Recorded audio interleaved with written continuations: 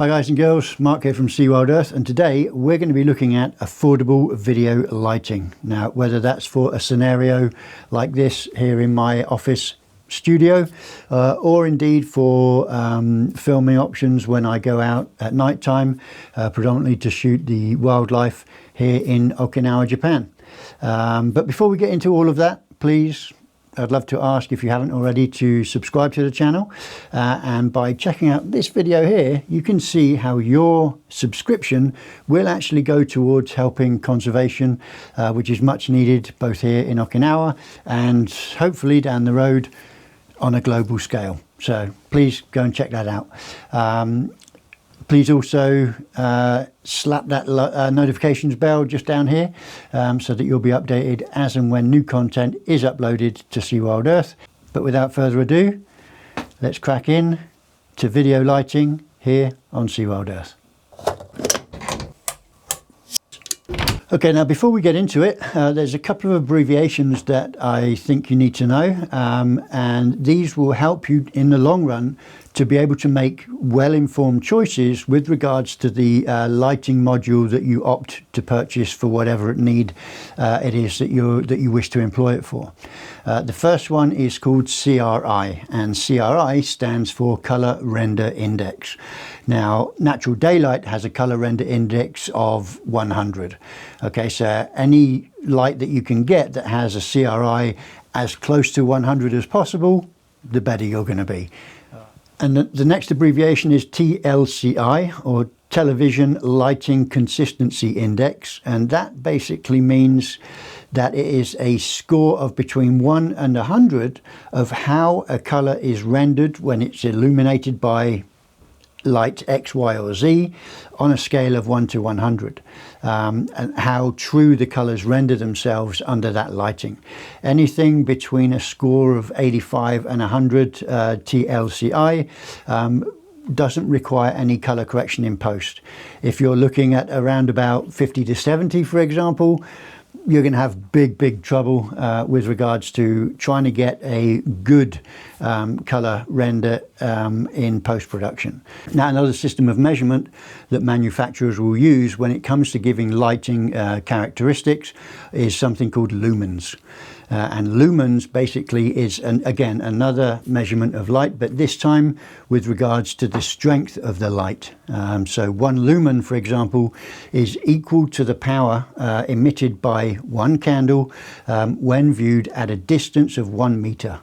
All right, so 1 meter away from a candle, how much light can be measured at that distance is equal to 1 lumen. Now, when I was a young man, we used to use the term candle power when it came to judging the strength of a flashlight, for example. So if you had a big floodlight that went on a boat, a car, or for a building site, you would say, yeah, it's got 1,000,000 candle power, and everyone would be like, woo, 1,000,000 candle power. So that is equal to the strength of light emitted from 1,000,000 candles when measured from a distance of 1 meter from said array of 1,000,000 candles. Now, another element or another factor that we're going to be talking about is Kelvin, and Kelvin is a temperature scale, right? And it relates to light with regards to the color of light. I'll put up the definition of Kelvin on the bottom of the screen for those of you that want to get really in depth on it. But if you just think of it, and by looking at this image here, you'll see that what is on the left hand side of the screen, images or light that tend to emit more of a kind of like orangey yellow glow, like halogen, for example, they generally tend to occupy areas of temperature within the lower temperature of Kelvin range, so 2 to 3,000 index, for example. These colors generally tend to be called warm light. All right, anything over 3,100 to 4,500 Kelvin tend to be called cool light, and these lights will emit a neutral kind of white light with almost with kind of like a blue tinge to them. Now, anything over 4,600 Kelvin starts to creep up into the daylight color temperature areas, with daylight Kelvin is measured at around 56,000 Kelvin. All right, then anything beyond that, you're starting to get more into the bluer white light. So anything up from like 8,000 to 10,000 Kelvin, you're looking at pretty much direct white sunlight. Okay, so when you take into it, when you mix everything together with regards to lumens, Kelvin, CRI and TLCI, this is the kind of like thought process that you need to go through when you're looking to buy lighting, especially in a studio setting, but also for when you're going out into the wildlife. At this moment, right now, I'm actually only being lit by the light that is available to me by the single light that I have up in my studio ceiling here.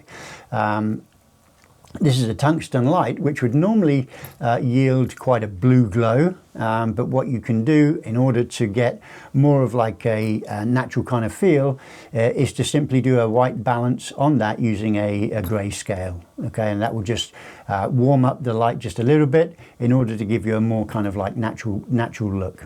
All right, just a little trick. But in order to get some good lighting on the scene, to get rid of these shadows that you see around my face, we are going to need to light me with a good video light for the studio, and I've got one of those just here. This, ladies and gentlemen, this is the light that I use normally in my filming in the studio. I know it's huge, but this actually is, and we're going to take a good look at it now, the VL150 from the Godox company. Okay, so let's look into it. We've got a nice padded bag here, strong zips. Let's get into these.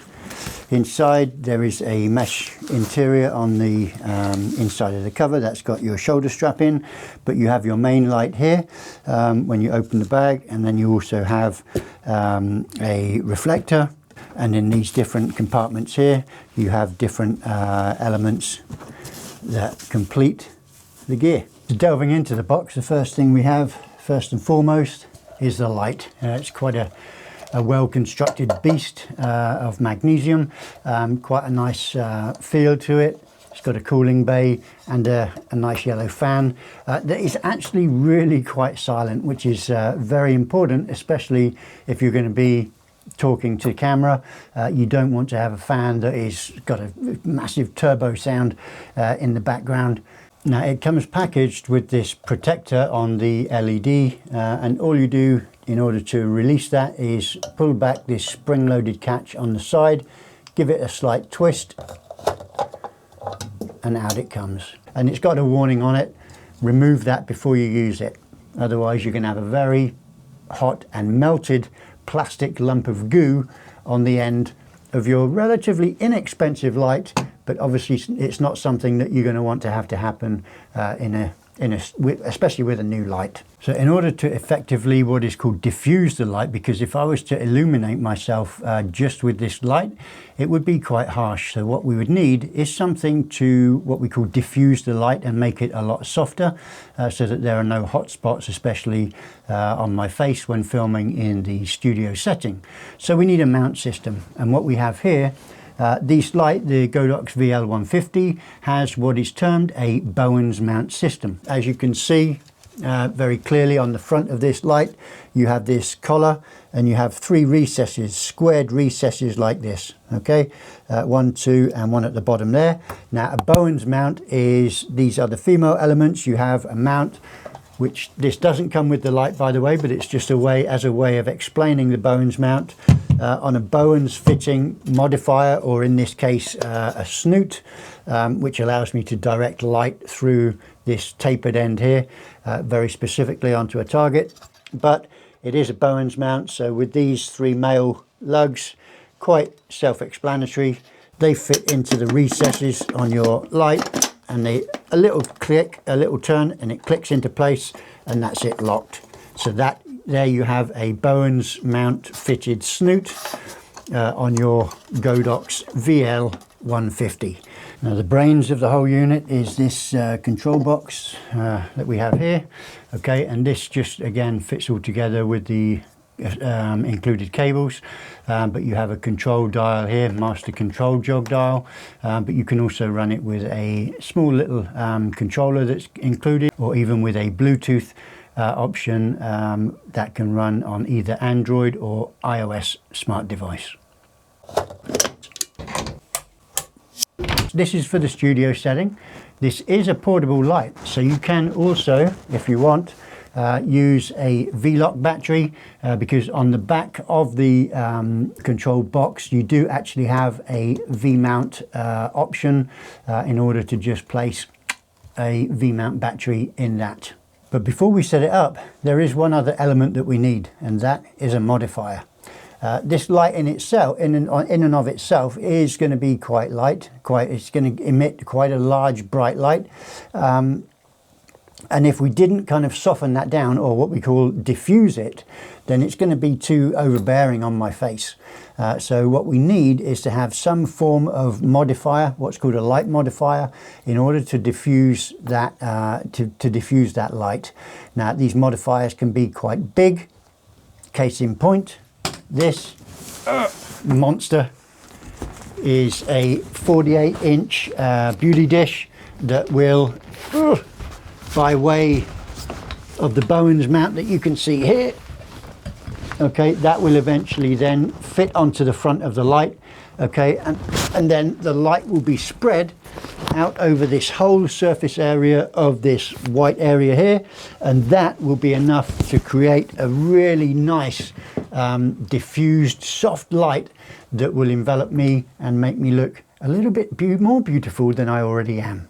Okay, so let's go ahead and get all of that set up. Well, here we have our massive modifier. You see the collar here, the Bowens mount. That has to go into the collar of the light. Okay, so how do we hold it? You hold it on the edge. You've got to go like this, marry up the holes, and then you don't have enough back pressure to push against it. You may push the light over. So you try and grab the collar, you try and grab the light, and it's just a pain in the butt, to say the least. So the simplest way to get around this is either you put the yoke completely vertical like this, have the light completely vertical, and then you place the modifier on top of the light, and the weight of it will be enough to switch it into place. You twist it a bit, you heard it lock down there, and then you can then just lower that to where you need it, tighten it back up, and you're good to go. Now the other way that you can also do it is before putting it, when you've got your modifier set up, before you put it on your light stand, is to just place the modifier on the ground with the front element on the ground, so that the Bowens is obviously sticking up, and then you just put the light into the mount, twist it, and lift both the modifier and the light up together, and then place it onto your light stand. Okay, little simple tricks and tips that will help you save time and face.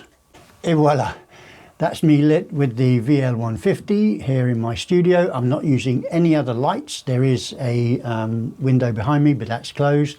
I've got that little thing in the back there lit up, but that's not really going to have any influence on me whatsoever. To all extents and purposes, the main light is the VL150, which I guess is, if I was to measure it, probably about a meter away, just out of shot, to my right hand side here. All right. Now normally if I'm in a studio setting, I would have my control box hanging on the light stand, as I showed earlier on, but just for demonstration purposes, I've got it here now on the desk. All of the cables are all hooked up, and what you can see right here, I've got my jog dial at the moment. I've set it to Group B channel 2. Okay, I'm not going to explain that for photography terms right now, but there is a little jog dial here in the middle, and if I wanted to intensify the strength of the light, I just simply scroll that up, and you can see me getting brighter and brighter and getting more of a suntan as we go. All right, I'm going to put that back down now to where it was, which was 36%, and it dims down in increments of 1%. All right, now for ease, if you want to have ease, bearing in mind the color temperature of this is fixed at 5600 Kelvin, which is matched to daylight temperature. So you should always get a nice good daylight temperature with this light when using it, unless of course you decide to white balance your light with a different index, whether grey or any other color, in order to create a specific kind of lighting, which you can also do in post if that so is your desire. Now, for all of you that like to control your technology with your smart device, there is an app called Godox Photo. If you go into that, sorry, it should be at home. You can go into Bluetooth. You can control it with your Bluetooth. This is my unit here. If I tap onto that, it's going to ask you for a password, and that password actually comes with the paperwork that's included in the with the device when it is shipped to you. I'm going to plug that in now, and I'm not going to show you because it's my device, but it is set, and then you come to your home screen. Okay, from there I'm going to go to my LED. Okay, and on the LED screen you have the option to operate or to run 6 light heads. Okay, I have got my light head set onto channel 2, so I'm going to change this over to channel 2, go back to LED, and I'm in group B for my light head. I'm not going to go ahead and explain everything with regards to groups and channels. If you're not a still photographer, then that's just part and parcel of life as a still photographer. Now, you can't change the Kelvin setting, which is on here, but on other Godox products you can, so that's why it's got the Kelvin option here. This, you'll see it's here, it's ticked here at 56 Kelvin, but you can obviously then control the light in increments of 1%, okay, using your smart device. So if you need to go to a different head, if you have an extensive set up with lots of different lights all over the place, you can then switch between each different light head that you may have registered here, and then you can set the power setting accordingly. So it's all pretty handy to have this all controlled with your smart device. So there you have it, the Godox VL150. Okay, now if you cast your mind back to the beginning of the video, this system has a CRI or color render index of 96 plus, which means excellent on the color rendition, but also a TLCI of 95, which is pretty awesome, which means actually the light that you get from this, if you balance it correctly with your white balance, you shouldn't need to have any color correction whatsoever in post-production. Okay, now as you've seen with all of this, it is quite a bulky product, so it's not something that you're going to be able to take with you into the field, especially not for filming at night time. Hold on, Mr. Snake, I just want to get all of this rigged up. Just bear with me for 10 minutes. You're actually going to need something a little bit more compact, and for that I will use the Amaran F7 from Aputure. Okay, so for the LED array itself, 256 LEDs, okay, and on 3 corners, it's just made of plastic, reinforced plastic. It feels quite strong, okay, and on 3 of the sides, okay, you're going to find a 1/4 inch 20 tripod mount, so you can have it mounted either in landscape mode or portrait orientation, depending on your needs. And on the 4th side, you have your 2 main control and power on and off controls.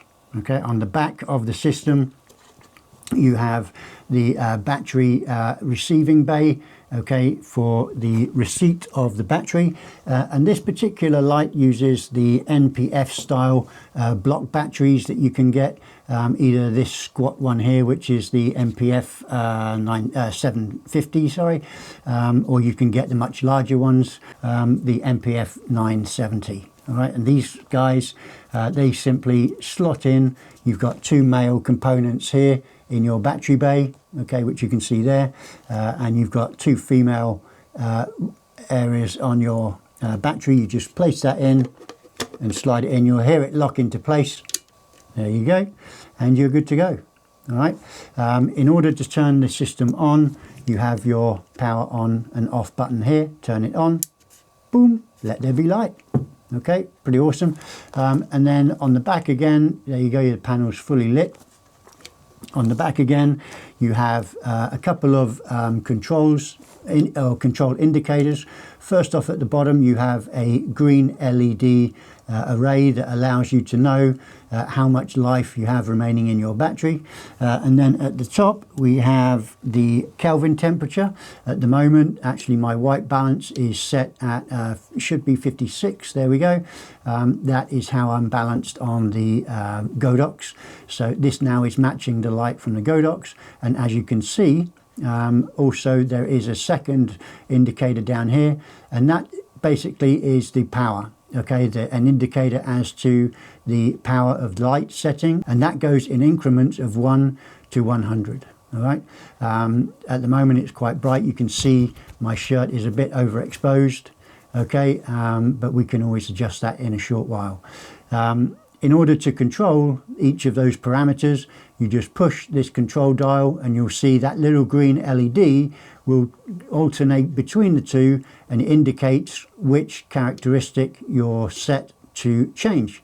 All right, so let's reduce the power just a little bit. Okay, come down so I'm not too overbearing on my shirt. There we go, I'm at 50%. Now the good thing about this light, unlike the Godox, again, let's just come down just a little bit on the power so it doesn't get too overbearing. There we go, we're at 33%.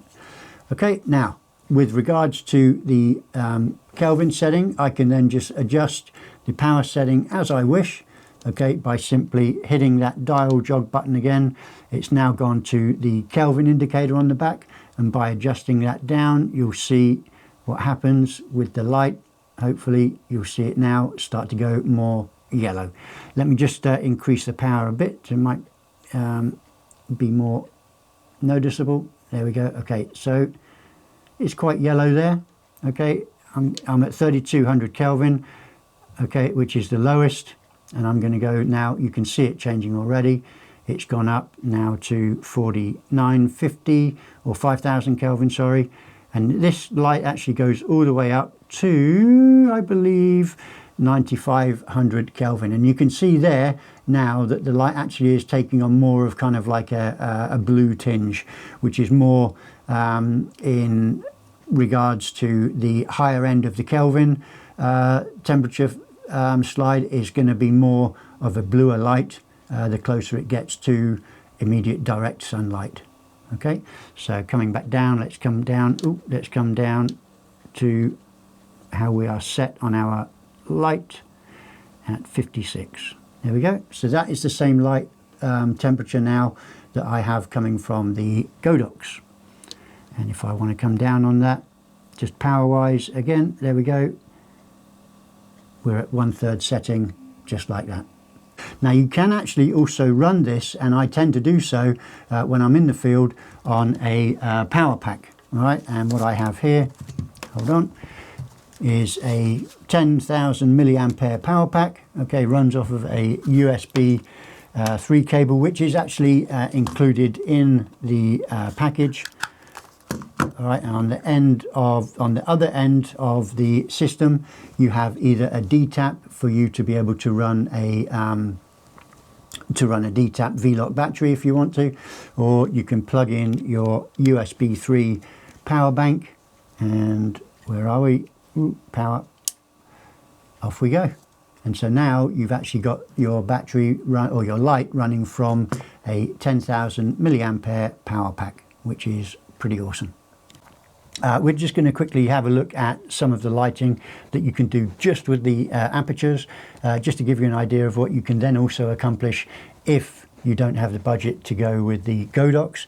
But firstly, I'll quickly show you how we go ahead and fix the diffusion panels on the Aputures.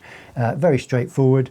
You'll see here on the diffusion panel, you've got these little ridges in the top here, okay, and they go under these little slits that you have in the front of the screen of the Amaran. Okay, like that. Lift the bottom one up, bend it over, job done. You're all good and ready to go. Turn on your power pack. There we go, and you're happy to play around with your light. Cool beans. Right, now everyone is always trying to save money, and this lighting, the whole idea of putting this together was to show you how inexpensive lighting can be in the grand scheme of things. I mean, in the photography world, it's not exactly a poor man's sport, but lighting should never be too expensive in my view. And the Godox, for example, the VL150 comes in at less than $400. So for 399 bucks from a very reputable camera warehouse in New York. I'm not sponsored by anyone, so I'm not going to mention any names. Plus the shipping to wherever it is, I think in mainland US anyway, is free. But because I'm out here in Japan, it costs a little bit more. But for the actual light and all of that, the padded system, or the padded bag, sorry, with all of the controls and cables, etc., 399 bucks. You can't go wrong with that. And what's more, these Aputure, these small Aputure lights, I actually got 2 of them because they're such a great deal. These guys come in at less than 100 bucks. They're 98 bucks a pop, again from that same outlet in New York, and with good shipping throughout the US, and just for a little added bit to come out here to me in Japan. So yeah, that's pretty cool for that. And there you have it, folks. That's me lit by these 2 Aputure lights. I've got one off to my left, one off to my right. Both are set at 100% power and at 5600 Kelvin, which matches the white balance that I've got set on my camera. So hopefully I should be bathed in lovely light, looking as beautiful as ever. But that's me for today. I'm going to love you and leave you. Please do, if you've liked the video, please leave a thumbs up and also a comment below if you're so moved to do so. And if you haven't already, please do subscribe. Hit the notifications bell so that you'll be updated as and when new content is available from yours truly. And hopefully we'll catch up again sometime very soon right here on Sea Wild Earth.